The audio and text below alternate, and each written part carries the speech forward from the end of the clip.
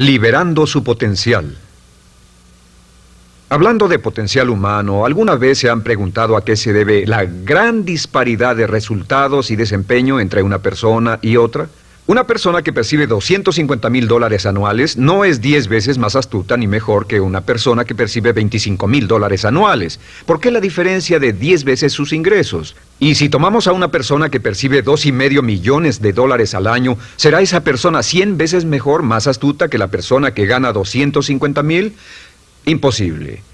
En un estudio reciente de coeficiente intelectual probaron a 1,000 personas de una cierta población y llegaron a la conclusión de que la mejor persona entre los 1,000 solo era 2,5 veces más astuta que la persona de menor coeficiente intelectual. Solo 2,5 veces la disparidad, y tal vez eso sea con toda la población.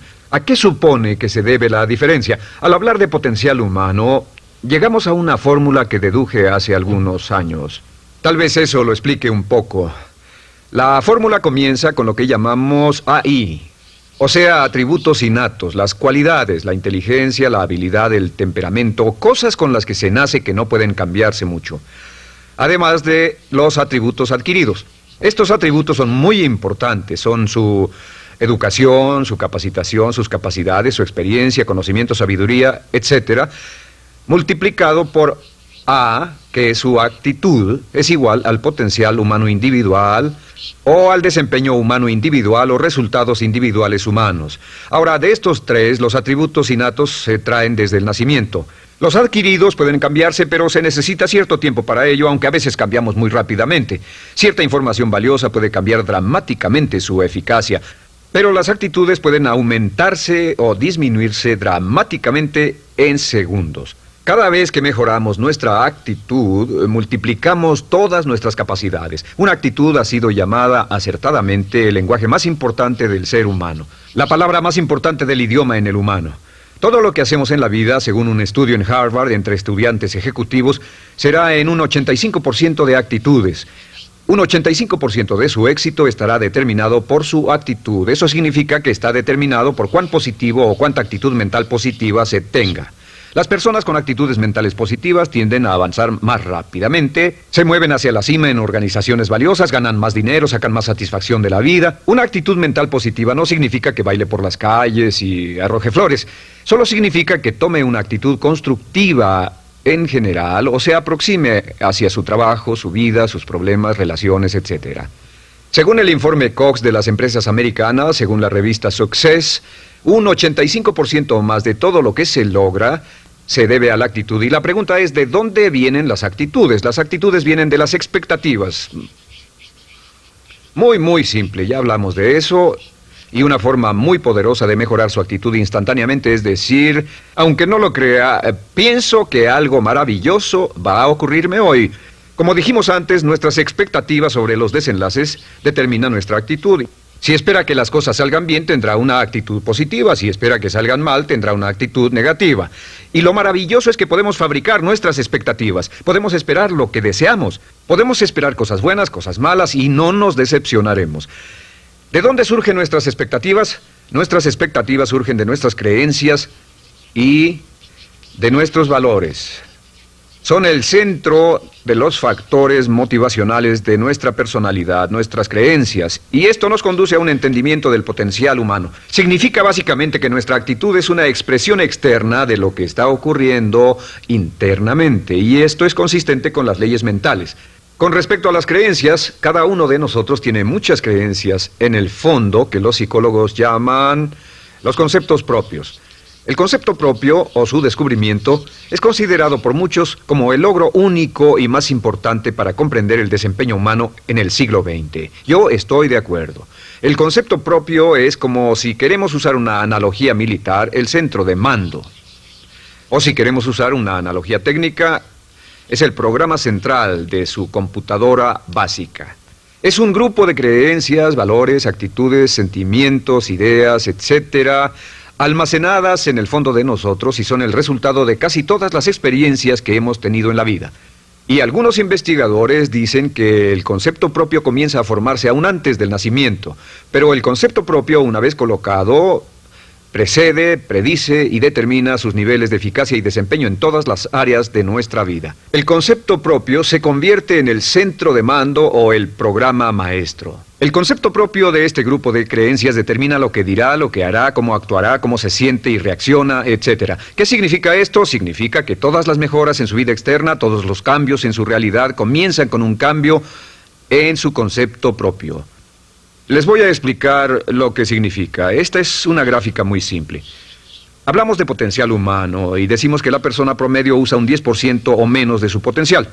Según investigaciones, tal vez es mucho menos. El Instituto Stanford Brain en Santa Clara, California, estima que tal vez se aproxime a un 2%. Seremos generosos y diremos que la persona promedio usa un 10%. Significa que en los mejores casos, la mayoría, como usted o yo, no usamos un 90% de nuestro potencial. Uno de los mejores filósofos, Oliver Wendell Holmes, dice que la tragedia de la persona promedio es que llegan a la tumba con su música aún por dentro. Aún están funcionando con mucho menos de su potencial total. Y esto es el potencial humano. Sabemos que existe una relación directa entre el potencial humano y el concepto propio. Pero como nuestros conceptos propios o nuestras estimaciones de nosotros mismos generalmente son mucho menores de lo que debieran ser, nuestro nivel de desempeño y eficacia también es menor. Sabemos que nuestro concepto propio es altamente subjetivo. ¿Qué significa esto? Significa que el concepto propio, lo que pensamos que es cierto sobre nosotros mismos, no está basado en la realidad, está basado en información que hemos tomado y aceptado como cierto, hasta el grado en que creemos lo que sea de nosotros mismos y se vuelve cierto para nosotros porque actuamos de una forma consistente con ello. Algunas personas que leen sus horóscopos y creen en horóscopos predicen su futuro. Hay algunas personas que toman la crítica y las opiniones de otros a quienes ni siquiera respetan y hacen suyas esas ideas, dando un resultado muy negativo. Lo que piense, lo que acepte como cierto, se vuelve cierto para usted. También sabemos que como adultos tenemos una variedad de conceptos propios. Tenemos un concepto propio de cómo vestirnos, cuánto pesamos, lo que comemos, lo bien que podemos hablar en público, qué tipo de padres somos, qué tipo de hijos somos con nuestros padres, qué tipo de esposo o esposa somos, qué tipo de amante, de conductor. Lo interesante de manejar es que todos los hombres tienen un concepto muy positivo con respecto a esto. Las mujeres no entienden esto, pero los hombres nacen con un genio inherente para manejar. Todos los hombres son choferes excelentes. Si no lo creen, todo lo que tienen que hacer las mujeres que están viendo esto es pensar en la última vez que trataron de corregir la forma de conducir de un hombre y recordarán que no obtuvieron buenas respuestas. ¿Cómo respondemos ante alguien que desafía nuestro concepto propio, sugiriendo que no somos las personas que pensamos ser? Estamos a la defensiva, nos enfadamos, nos irritamos, es difícil que nos traten. Tenemos un concepto propio de lo creativos que somos, lo inteligentes, lo rápido que leemos, lo bueno que somos en los deportes, y si practicamos una gran variedad de ellos, tenemos un concepto propio para cada uno de ellos. Tenemos un concepto propio de lo bien que cocinamos, de lo bien que educamos a nuestros hijos, de lo bien que limpiamos nuestra casa, los autos que manejamos, etc. Y también de lo que valemos por lo que ganamos. Es muy interesante saber que nunca ganamos más del 10% de nuestro concepto propio en ingresos. Nuestro concepto propio determina nuestro nivel de ingresos. Este nivel de concepto propio se llama zona de confort. Y aunque querramos más dinero, veremos que la tendencia humana natural de todas las actitudes es luchar por lograr entrar a la zona de confort y luego quedarnos ahí. Si ganamos un 10% por encima de nuestro concepto propio de ingresos, tendremos una necesidad imperante de deshacernos de ese dinero. Lo donaremos, lo gastaremos en forma extravagante y hasta lo perderemos si recibimos demasiado. Las personas que ganan la lotería siempre están quebradas a los 2 o 3 años. Queman el dinero porque ese dinero está más allá de su concepto propio. Si gana 10% o menos de su nivel de concepto propio, se descubrirá luchando, trabajará más duro, más tiempo, pensará en forma más creativa, buscará diferentes formas para aumentar sus ingresos o sus segundos ingresos. La única forma de mejorar cualquier parte de su vida, incluyendo sus ingresos, es aumentando el nivel del concepto propio de sus ingresos, comenzando a pensar en usted como si estuviera ganando más dinero. Si quiere bajar de peso, la única forma en que podrá lograrlo es pensando en que está delgado. Piense en usted mismo como una persona más delgada. Si quiere volverse una persona más popular, más amorosa, más feliz o más sana, comience a pensar una y otra vez en esas cosas hasta que se vuelvan parte de su nuevo concepto propio. Hablaremos de eso más adelante. Es una parte esencial de la programación de su mente hacia el éxito. Su concepto propio global está determinado por el promedio de sus conceptos propios en las áreas que considere importantes. Ahora, su concepto propio está formado de 3 partes críticas. La primera parte del concepto propio es el ideal propio.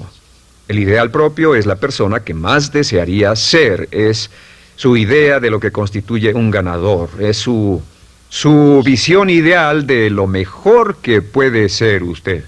Nada más, una de las cosas que sabemos de las personas con éxito es que las personas con éxito tienen ideales propios muy claros, ideales claros de quién quieren ser en el futuro.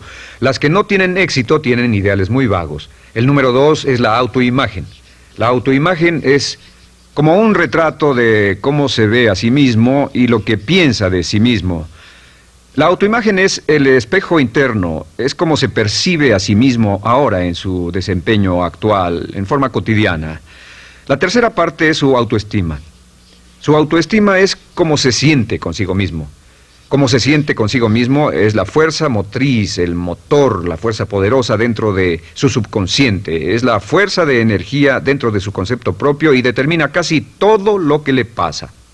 La mejor definición de autoestima es cuánto se agrada a sí mismo. Cuánto se agrada a sí mismo como esposo, cuánto se agrada a sí mismo como empleado, cuánto se agrada a sí mismo como jefe, como inversionista, como orador profesional, como atleta, etcétera. Según se agrade a sí mismo, su nivel de autoestima, su sentimiento emocional global respecto a cualquier área de su vida, determina su desempeño y su eficacia en dicha área. Lo sorprendente es que se convierte en lo que piensa, su concepto propio es maleable, su autoestima puede formarse repitiendo una y otra vez, me agrada mi persona, me agrada mi persona, me agrada mi persona. Me agrada mi persona, me agrada mi persona, me agrada mi persona. Entre más se repita, me agrada mi persona, me agrada mi persona, entre más lo repita una y otra vez, más crecerá su autoestima y entre más crezca su autoestima, más crecerá su concepto propio global. Cuando crezca su concepto propio global, su desempeño será mejor en todo lo demás que emprenda. Cada vez que diga, me agrada mi persona, me agrada mi persona, me agrada mi persona, me agrada mi persona, me agrada, será como bombearse psicológicamente. Todo lo que pase que haga que su autoestima suba, hará que se comporte mejor. Todo lo que haga que su autoestima baje hará que se comporte peor, que cometa errores, que sea infeliz, etc.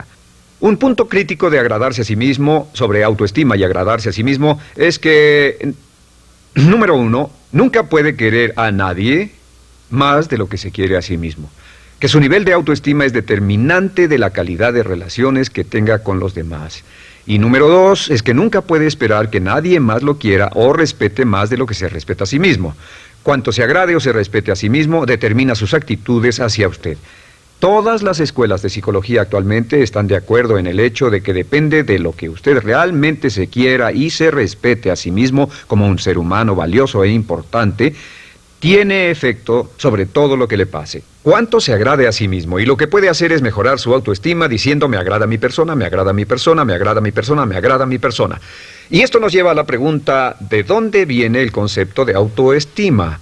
Y descubrimos que el concepto propio es maleable, puesto que no nace con este concepto propio, no nace con ninguna idea sobre sí mismo, no nace con autoimagen ni autoestima, nace en cierto modo como potencial propio. Es la mejor forma de plantearlo. La persona promedio llega al mundo como potencial puro. Y no tiene el concepto propio de que todo lo que es ahora, todo sentimiento que tiene, toda actitud o valor, tuvo que aprenderlo en el transcurso de su vida. También sabemos que el niño llega al mundo con una necesidad imperante de amor y contacto. Y como una gran cantidad de investigaciones lo indican, necesitamos mucho amor y contacto durante toda nuestra vida, pero en especial durante nuestros años de formación, porque de niños aprendemos quiénes somos, cuánto valemos, si somos importantes, inteligentes, amorosos, chistosos. Todo esto lo aprendemos por la forma en que nuestros padres nos tratan. Si nuestros padres, nuestros parientes, tíos o tías, en especial nuestros padres, nos tratan como si fuéramos realmente importantes, crecemos pensando que somos realmente importantes, pero si nuestros padres no lo hacen, pasa algo más. Sabemos que los primeros años de vida son los más importantes para el desarrollo del concepto propio, que un niño comienza a partir de cero. El niño nace sin saber quién es él o ella. Son sumamente valiosos el primero, segundo, tercero, cuarto y quinto años de vida. Algunos psicólogos pensaban que eran los 5 primeros años, pero ahora dicen que son los 3 primeros años. En sus 3 primeros años de vida el niño aprende quién es y dicen que si se les da suficiente cantidad y buena calidad de amor en los 3 a 5 primeros años, los prepara usted de por vida. Los coloca en una base sólida de autoestima y confianza en sí mismos, valor e importancia realmente. Existe una relación directa entre la calidad y la cantidad de amor y el desarrollo de una personalidad sana. Entre más amor, amor incondicional, reciba un niño en sus años formativos, más fuerte será la base de su personalidad. El reverso de la educación es que casi todos los problemas de psicosis, neurosis, perturbaciones de la personalidad y problemas de comportamiento surgen de los problemas que se tengan con el concepto propio.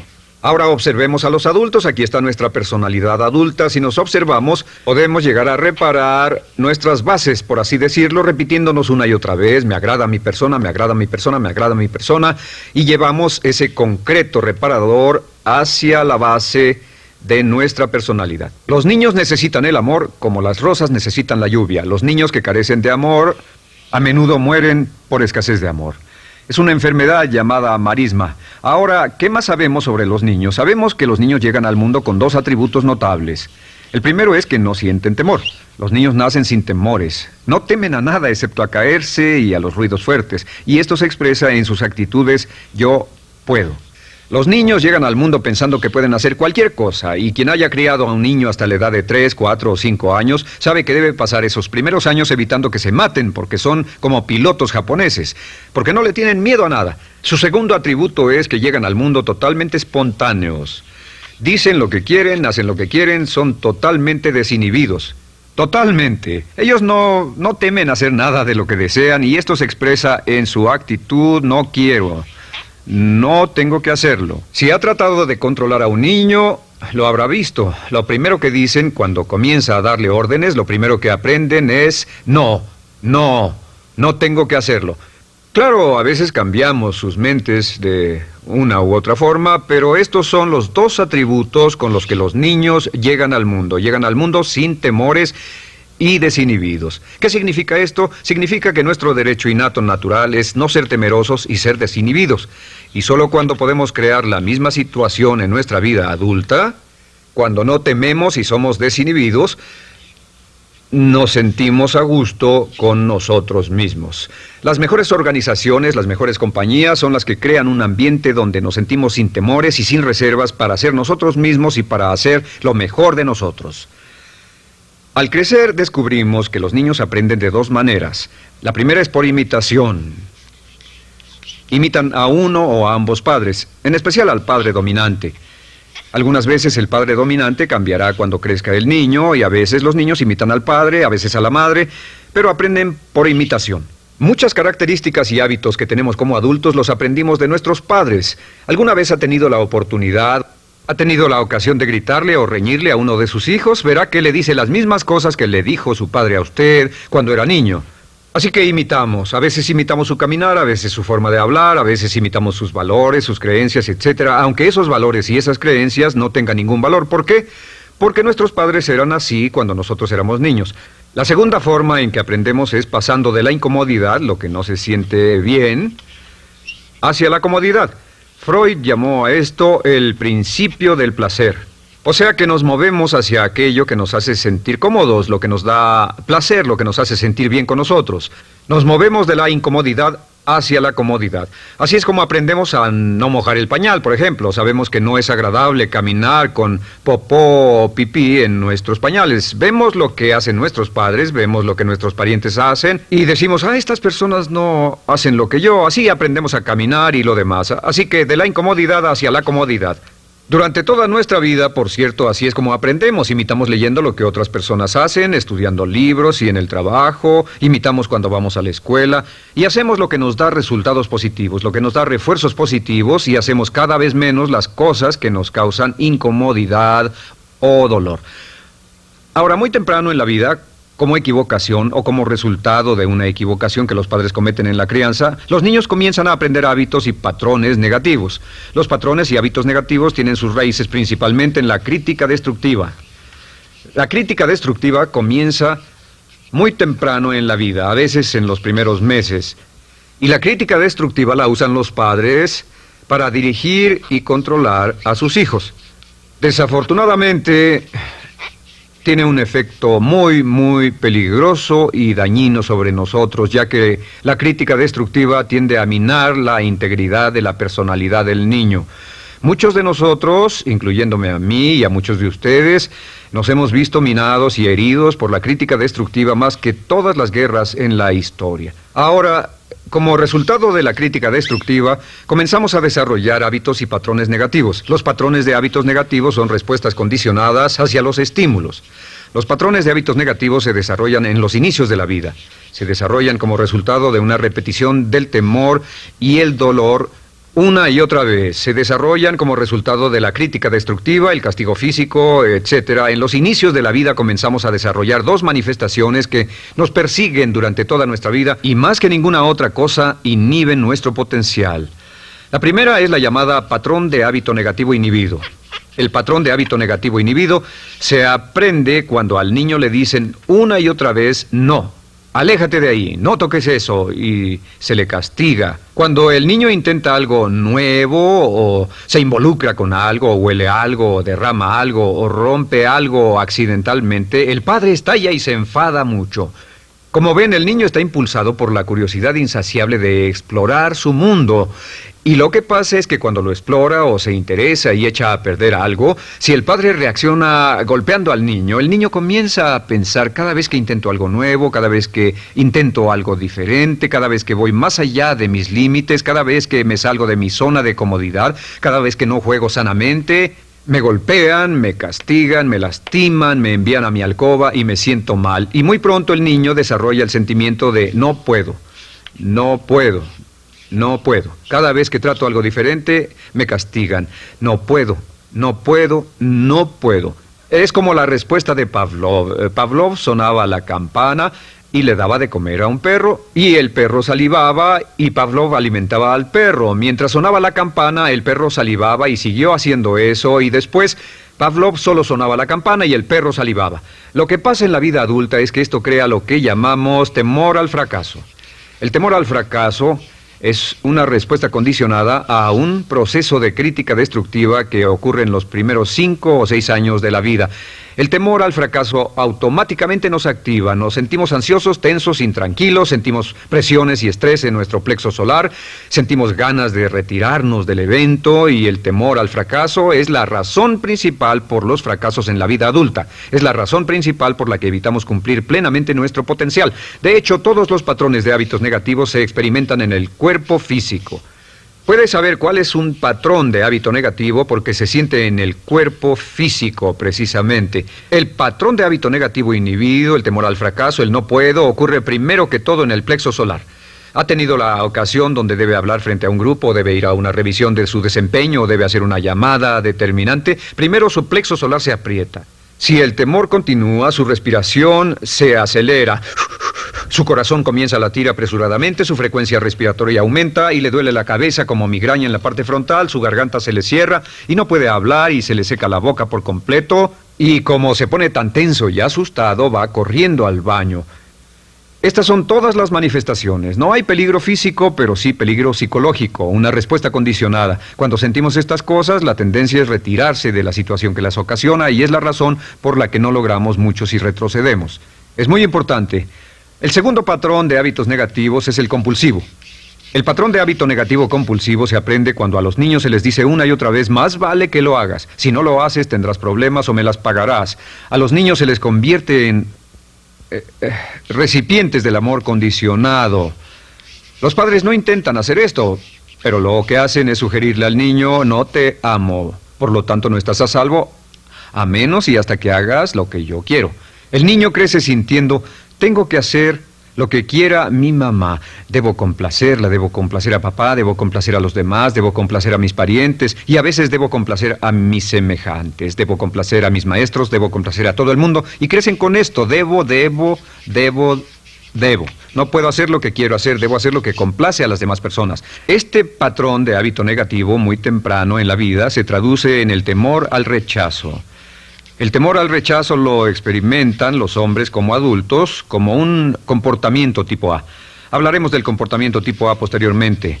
El comportamiento tipo A es una necesidad compulsiva o excesivamente compulsiva de complacer de algún modo a alguien sin normas de comportamiento, prácticamente sin pensarlo. El temor al rechazo nos impulsa, nos hace muy sensibles a las necesidades de los demás. Hacemos cosas que otras personas quieren, no hacemos lo que nosotros queremos. Siempre estamos tratando de complacer a los demás. Tenemos preocupaciones o nos importan las opiniones, sentimientos y actitudes de otros hasta el punto donde ocultamos nuestras necesidades.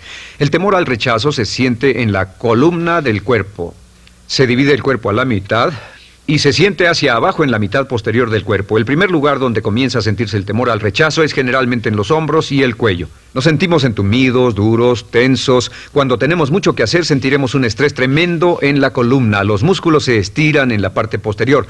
A veces se manifestará como flebitis y venas varicosas y a menudo nos darán dolores de cabeza en la parte posterior de esta porque las arterias carótidas que llevan la sangre hasta la cabeza, los músculos a su alrededor se contraen y la cantidad de sangre que fluye hacia la cabeza fluye más lentamente y se siente un terrible dolor de cabeza en la parte posterior. Estos dos temores, los patrones de hábitos negativos compulsivos, el compulsivo y el inhibitorio, son resultado de la crítica destructiva, el gran destructor de la personalidad que nos persigue durante toda la vida. Y lo maravilloso de todo esto es que como son patrones de hábitos aprendidos, podemos olvidarlos. Podemos acabar con el temor al fracaso que nos detiene. Podemos acabar con el temor al rechazo que hace que hagamos cosas que complacen a los demás en vez de complacernos a nosotros, trabajando con nuestra propia autoestima. Porque existe una relación inversa entre la autoestima y el patrón de hábitos negativos. Porque entre más se agrade a sí mismo, menos teme al fracaso. Entre más se agrade a sí mismo, menos teme al rechazo. Entre más se agrade a sí mismo, menos temerá a cualquier cosa. Y si sigue repitiendo, me agrada mi persona, me agrada mi persona, me agrada mi persona una y otra vez, si sigue diciendo esto, con el tiempo su autoestima sube más y más y más y más y sus temores desde luego bajan. Cuando su autoestima sube, sus temores van en dirección opuesta. Ahora, ¿cómo enfrentar la crítica destructiva si debe criticar a otras personas? Pues eso es muy simple. Muchos padres nos han preguntado eso. ¿Cómo se controla a los niños? Una de las claves para controlar a los niños es dirigirlos para que hagan algo constructivo en lugar de hacer algo destructivo. Otra cosa que debe recordarse es que lo que quiere hacer es que quiere dar una crítica informativa, crítica constructiva, lo que significa que se les dice a los niños lo que pueden hacer o a los adultos lo que pueden hacer mejor. Todo el propósito de dar retroalimentación de cualquier tipo es mejorar el desempeño. Si es padre o si es jefe o si es una persona en una relación, si una persona está haciendo algo malo o inadecuado, todo el propósito de darles cualquier tipo de retroalimentación es para que puedan hacerlo mejor. Sin embargo, existe una relación directa entre la autoestima y la crítica destructiva. Cada vez que se critica a una persona, su autoestima baja. Y cada vez que su autoestima baja, su habilidad para desempeñarse baja. Si critica a una persona en forma destructiva demasiado tiempo, llegará a un punto donde no intentarán nada. Se convierte en lo que llamamos hipersensible. Un adulto hipersensible es aquel que no puede aceptar críticas de nadie. Un adulto hipersensible es una persona que está muy tensa, ansiosa, si siquiera sugiere que no está haciendo lo correcto. Si trata con un adulto hipersensible, la clave es sentarlo y recordar 4 cosas. Número 1, comenzar con alabanzas. Número 2, proteja la autoestima de la persona a toda costa. Número 3, discuta el desempeño y no a la persona. Hable del comportamiento más que de la persona.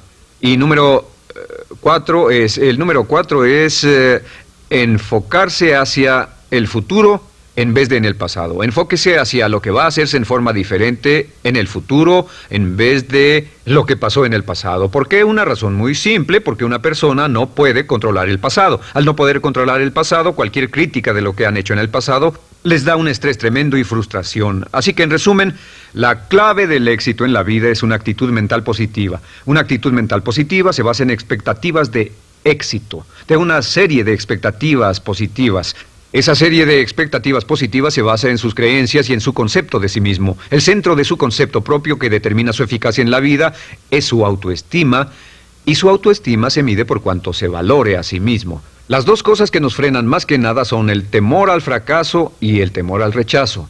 Y uno de nuestros secretos centrales de éxito es este: Conviértase en un organismo generador de autoestima perpetua. Haga continuamente cosas para usted mismo, hacia sí mismo en su vida, que hagan que se agrade a sí mismo, que se ame, que se acepte, que se respete, que hagan que se sienta fantástico con usted mismo.